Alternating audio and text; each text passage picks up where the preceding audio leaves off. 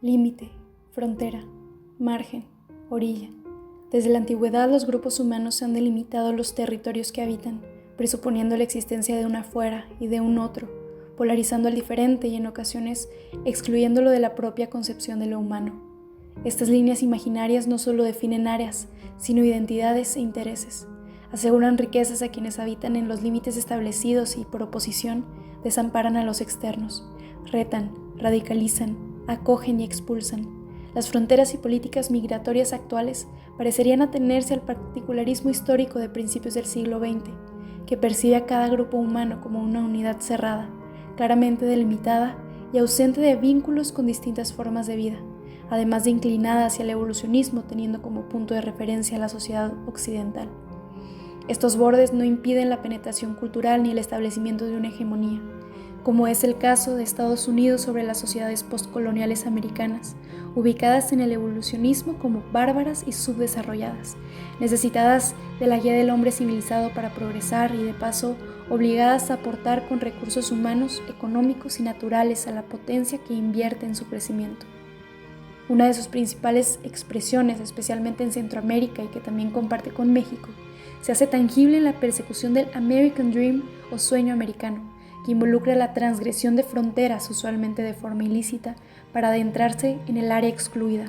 no solo excluida de las comodidades del primer mundo y de todos los privilegios de un ciudadano norteamericano, sino incluida intencionalmente en la dictadura, la pobreza y la violencia a través de la historia. La sola privación del derecho a la vida en sus países arrebata a los pobladores el derecho a no migrar. Por ejemplo, en la década de los 80, durante los conflictos armados en Centroamérica que intentaban liberarse de las dictaduras, Estados Unidos aportó cerca de 1.4 billones de dólares anuales para combatir a las fuerzas armadas de izquierda en la región, dada su alianza con los dictadores y por temor a la pérdida de inversión en los distintos territorios. Se estima que esta misma época inició la migración significativa de los países centroamericanos como Honduras, El Salvador y Guatemala hacia Estados Unidos, y que solo ha aumentado exponencialmente desde entonces. Actualmente se estima que alrededor del 12% de la población total centroamericana ha migrado hacia allá. México, por su parte, ha tomado una postura bastante parcial en el proceso.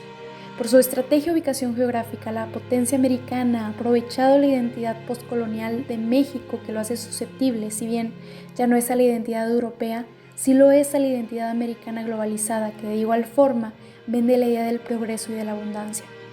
Repitiendo los errores históricos de los pueblos dominados por los aztecas, México traiciona a sus hermanos centroamericanos bajo la promesa de un comercio libre de aranceles e inversión de transnacionales extranjeras. Por esta razón, el trayecto más difícil para los migrantes que logran cruzar la frontera marcada por el río Suchiate se encuentra dentro de México y no en el desierto de Arizona.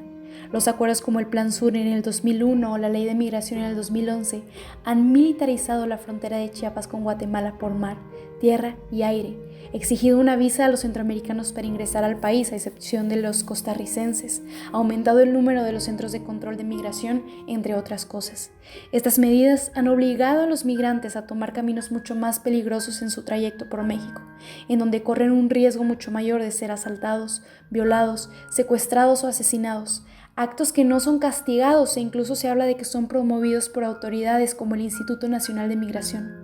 Numerosos testimonios aseguran la relación directa de los crímenes contra los migrantes con el acuerdo de control de migración que tiene el país con Estados Unidos.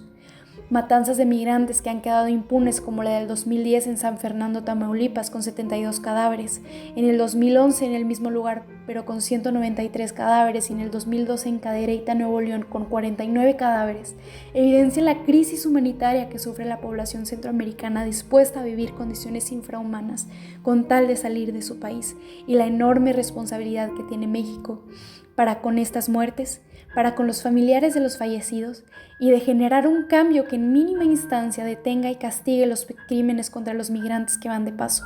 Esta prioridad que ha tenido el gobierno mexicano de anteponer aquello que le genere ganancias económicas ha causado estragos no solo a los extranjeros, sino a sus mismos ciudadanos, que de la misma forma buscan cruzar la frontera hacia Estados Unidos. En palabras de Frantz Fanon, cuando los colonizados adoptan las características de la cultura dominante, ellos mismos se vuelven instrumento de su propia opresión. A fin de cuentas, somos un mismo pueblo postcolonial, americano, dividido por ríos y líneas políticas, que comparte ecosistemas, religión, idiomas, rasgos culturales, pero aún más importante, la condición humana.